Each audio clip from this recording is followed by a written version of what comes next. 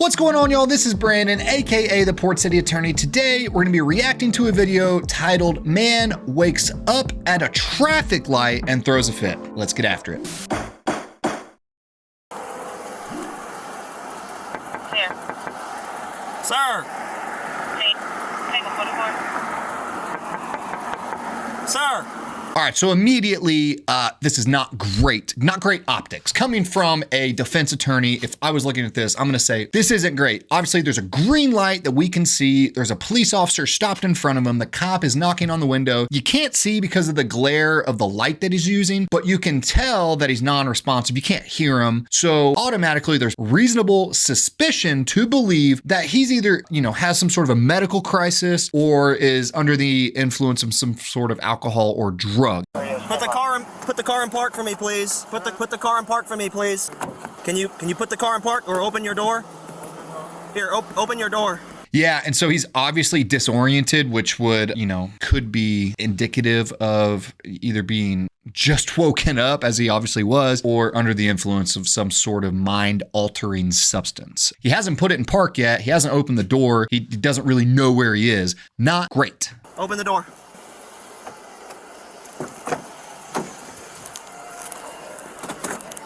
What's up? What's up? My name is Officer Wyndham with the John Street Police Department. Do you have your license with you? Please. Hey, let me park. No, sir. I need Bro, you've been parked for a minute, so just, get out of the car. I've been behind you for about at least a minimum of Are you 3 serious? minutes. Yes, sir. You've been asleep at the wheel for a minimum of 3 I'll minutes. I'll just park. Let me just. I need your driver's I'll license, do please. that. Let me just take my wallet.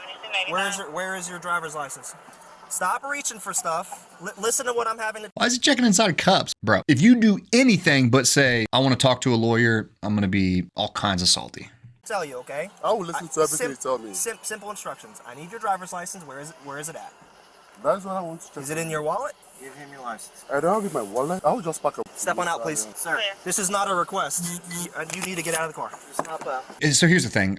Given the circumstances, I don't really have a problem with the cops' reaction at this point, right? They're being kind of forceful, but they're also they're being somewhat respectful. But, if you're suspecting somebody of being under the influence of some sort of mind-altering substance or being too tired to drive and falling asleep at the wheel, cops and most people get kind of angry at that because he's putting other people's lives at risk. And so I can get where they're getting a little bit annoyed with him at this point because obviously something's going on, right? Where are you coming from? Real quick, whenever the cops ask you where you're coming from, this is a trap. They're 9 times out of 10, if they think that you've been drinking, they believe that you're going to answer with, the bar or a restaurant. And then they're going to follow it up with how many drinks did you have? You're going to say, like everyone says, 2, don't say anything. Just say, I don't feel like discussing my day or it's not really relevant or I don't want to answer this question. Something along those lines. You don't have to be a jerk, but you can say, I don't want to discuss, where I just came from. You don't have to. Where are you coming from? I'm coming from my other friend's house. Your friend's house? Yes. Okay. And where are you going? I'm going to my friend's house in Alpharetta. Okay, so you're leaving one friend's house and you're going to another one in Alpharetta? No. I live in 2800 Lawrenceville. I live in 2800. That is everything Woodstock. So why are you asleep behind the wheel of your car here? For real, I must confess to you. Okay. I must confess to you. I'm tired. I must be sincere with you. I'm tired. If you notice, they haven't made any sort of indication or they haven't asked any questions about how many drinks he's had or anything like that. So that leads me to believe that they don't smell alcohol in his breath. But what police officers will do in this situation is that they'll do the PBT, which we see that they do. If that comes up negative, what they might do is bring in a DRE, which is a drug recognition expert. Basically, it's somebody that's trained in the effects of different sorts of mind-altering substances, both prescription and illicit, and they will make a determination based on the field sobriety test or however you're acting, whether or not there's enough probable cause to charge you with driving while intoxicated or driving under the influence. So again, that's why it's so important just to say, I don't want to answer any questions unless I have an attorney or I want to speak to an attorney, something along those lines, because if you're just sitting there quietly, keeping to yourself, they can't build a case against you. Tired. Have you had anything to drink today? That's funny. As soon as I'm done saying they haven't asked him about drinking, literally 2 seconds later. I must be sincere with you. I've never had any drink. Okay. I'm tired. No alcoholic drinks today? Oh, for today, I won't be having it today. Not really. No. See, again, he didn't say no. He said not really, which is going to lead them to believe that he had some sort of a drink, which is going to lead them down this path of the DWI, field sobriety test, all that stuff. Just lawyer up, please. It's either a yes or no. Did you have anything to drink today or did you not have anything to drink? It's not a not really. How much alcohol have you had to drink, man? Today? 1 beer, 2 beers, 3 beers? Yeah, today. Oh, I'm okay. I'm very, very okay. Sir, that doesn't... That's another classic answer. Besides 2 beers, I'm okay. It's not what they asked. Sir, that doesn't answer the question. How much have you had to drink today? How many alcoholic beverages have you had to drink today? Because falling asleep behind the wheel of your car at an intersection for at least 3 minutes is not normal. It's all about tiredness. I must confess to you. You can go there, check my car. I'm okay. How much have you had to drink today? I still don't even know your name. What's your name, sir? How about this? Do you mind if you check your car to see if your wallet's in there? Yes, you do mind. No, you cannot search my car. That's the answer to that right there. My wallet. Yeah. Do you care if I check your car to see if your wallet's We need your ID. You care. Yes or no? Oh. You're having a hard... I do not consent to a search. Because if you say yes, they're going to say, oh, I can search. And you're going to say, no, I meant yes, I care if you search. So just, instead of just going through that, say, I do not consent to a search. They're going to search anyway. They always find a reason to search. They're going to smell something if the jurisdiction still allows smell as probable cause. A lot of jurisdictions have done away with that, but some jurisdictions still have that. So they're going to find a reason to search the car. So just flat out, 2 things you need to say. I want a lawyer and I do not consent to a search. I'm thinking, man. So, Can I check your car to see if your wallet's in there? I will go with you. You can No, you can hang here. out right here. But do you mind if I go and see if your wallet's there? Tango 47, copy of traffic stop. Oh. All right, is that car yours? Let me tell you something. Sir. Parsons Road, stand by for Sir. the street. Hello. Sir, Hello. hey, talk with me. I'm still trying to figure some stuff out, okay? So how much have you had to drink? Look at me. How much have you had to drink? Here, Just be honest with me, man. How much have you had to drink? I have not been drinking. I've been with... Well, I don't know that, sir. That's what I'm trying to figure out. They still haven't conducted a Terry search. They still haven't verified his identity. One of the cops is probably searching the car as we speak, looking for a wallet. They're not conducting this traffic stop very efficiently, right? What also needs to be said is that there's obviously some sort of a cultural and language barrier. And so, if they have some sort of an interpreter or somebody that potentially speaks the same language that he does, or, if this department just underwent some sort of a cultural sensitivity training, this could be a cultural issue. And that's something that I would argue as an attorney, that he wasn't being combative. He wasn't intoxicated. He just this isn't his first language. He doesn't speak the language very well. All but that little part of him falling asleep at the wheel. Kind of not helping your attorney's case. I've taken lots of water today. Okay. I've been with a couple of friends. Okay. But you didn't have any drinks. No, really. Okay. Do you take any medication? What I tell you, here comes the medications, substances, all that's coming after the alcohol question was finally answered 8 minutes and 11 seconds into this video. I have a suspicion that you're driving under the influence of some kind of substance. See. Do you mind doing some field sobriety evaluations to Yes, you do mind. Don't do them. ease my mind and make sure that you can get off out of here? I must confess to you, this is me. This is the Tayo. I've not been, I'm very, very okay. Okay. But psychologically, I have been under stress. Okay, I get you're stressed out. That's okay. They also haven't asked him if he's suffering some sort of medical condition or is in some sort of a medical crisis. Does he have some sort of a neurological disorder? Again, this is something that in a probable cause hearing that I would be pushing the officers on. You didn't smell alcohol. You didn't ask him about it for, the first couple minutes of the stop. You didn't, immediately say that you smelled alcohol in his breath. Did you even inquire if there was any other reason besides alcohol? So, it doesn't mean it's the only thing. Now, it doesn't necessarily seem like they think he's under the influence of alcohol. They think he's under the influence of something. It's also a possibility that he could be suffering some sort of a condition. And so the fact that they haven't even asked about that, shows that they're fishing for some sort of a charge that they can pin on this guy. Under the influence of any kind of substance. Okay. Do you mind doing some field sobriety evaluation so I can figure out if you're under the influence What or do you not? want me to do? I will do everything you want me.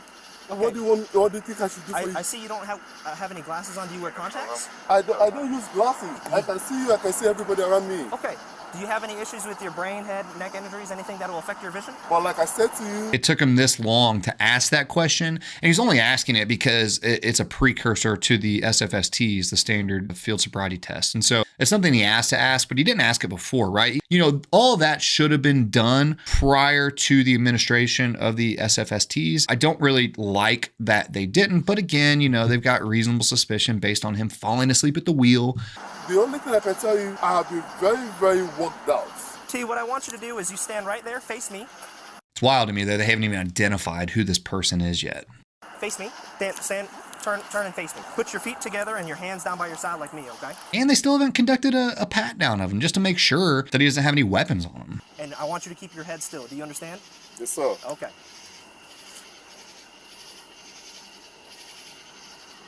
No. There's one indicator. Not looking good so far. T, I need you to keep your head straight, okay? Okay, my eyeball only. Yeah, your head is stay still and your eyeballs go back and forth. Okay, thank you. You I'll do that. understand? I'll do that for you.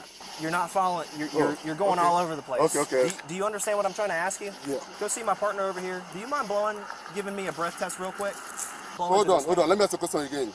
I should follow your fingertip with my highball. Let's do it. You were having a hard time with that. Will you blow into No, this real I'll quick? do it with my highball. You already failed that one, man. Your best bet again is just say, you know, I'm done. Let's just go to the station. They're going to arrest you at this point. You know, you're rarely going to talk your way out of something like this. So just reserve an argument for your attorney. Please, for your own sake. How do you want me to do it?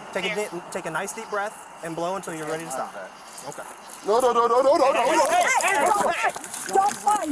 Don't fight! Please, I'm not with you. Put your arm.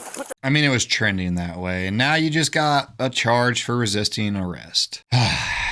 You hate to see it. But, you know, there's potential that he is under the influence. So that's why they went ahead and made the arrest. And by him pulling away and doing all that, they're just going to add a charge for resisting arrest. Okay. Flip over on your belly. Put your hands behind your back and do not pull away. Do you understand me? Do you understand me? Yes. Stop reaching.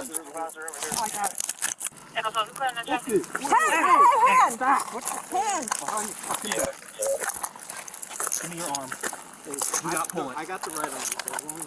I've said this 1,000 times, and I'll probably say it 1,000 more times. There's like 5 officers on this one guy. He's a bigger guy, but that can't seem to get him handcuffed. If one of them had some sort of a, jujitsu or combatives training, it helps lower the risk of serious bodily injury to not only the citizens and the suspects that they're trying to place under arrest, but also to the officers. And so I'm going to say that's on blue in the face. Police departments, law enforcement agencies need to incorporate jujitsu or some sort of a combatives training into their annual training requirements. Not only that, it's good for your health. So, it's just crazy when you see 5 cops on a guy and they can't get him handcuffed. Come on. Tango 44, 1 mil to Tango. He's under arrest. Stop. Take a leg off. Pick me up. Scratch that. It'll be 1 male under arrest. I don't know if you noticed that, but guy with the radio said 1 male detained, and the other guy said, no, he's under arrest. There is a difference, right? Whether you're detained or you're under arrest. So it's interesting the phraseology that he used. Phraseology? That a word? Can we get a Google check on that? Anyway, his phraseology was a little messed up. Well, I need a buckle units per policy. Okay. Hang out right there.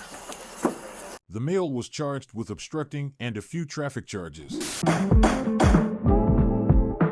So after all that, it does not seem that he was charged with operating while intoxicated, which is really interesting because they must have done the breathalyzer, the intoxilizer at the station. They might have even, pulled a search warrant to pull his blood to see if there's anything in his system. So if that's the case, and he really only was charged with like impeding traffic and some other traffic citations and no DWI, he might have a real valid defense on the obstructing that he was suffering from some sort of a medical condition, that there was a cultural and language barrier, that the cops were, they were kind of, they were upset, but, they weren't overly patient, right? When he wasn't following directions, the one cop just grabbed his arm and, decided to arrest him. Instead of saying, hey, we're going to place you under arrest, there's de-escalation steps you can take. So I'm curious. I mean, he could have a really valid defense if there was no driving while intoxicated or driving under the influence charges that were charged. What do you think? Do you think that if he was not charged with a DWI, that he should be found not guilty? Do you think he should take it to a trial? Let us know in the comments. Make sure you like, subscribe, follow us on all the social media platforms. Thanks for stopping by. We'll see you next time. Big verdict.